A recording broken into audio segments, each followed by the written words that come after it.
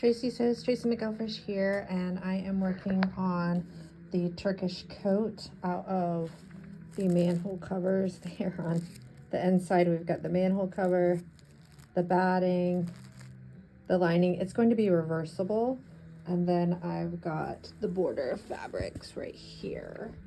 And I'm getting ready to mark all of the dots. So I have a few marking tools I'm going to show you about today.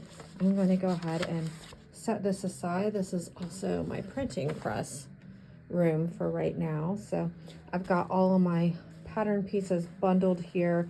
Directions say do not cut out the borders. Here's the borders until after you've put the coat together, because they've made the borders at the longest length, most likely, and that way you don't waste a lot of fabric. And I would like to use my scraps to make a hat to go with them.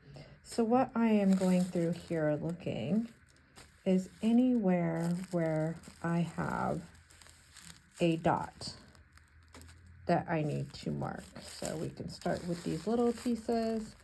And I'm breaking this project up to an hour a day, and then I will have it all done in a month. I've got over a month to do it. So here's a few of my favorite marking tools. So these pencils are what I grew up sewing with. The thing is that you have to lick them to use them, and to get them to stay. And a lot of times they don't come out, so I just wanted to show you that I'm not going to be using that. And then we have the friction pins. So these disappear with heat, but sometimes when it comes cold, they do come back, and you will want to keep all of your marks inside of the seam allowances so that you don't have marks showing up on the outside. Now this is a yellow chalk wheel. I really like this for when you want to make a straight line, because this chalk does come out.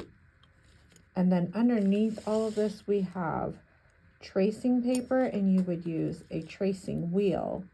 And I could go around and put the tracing paper in between and make a little X everywhere they are, but that would be more work for me.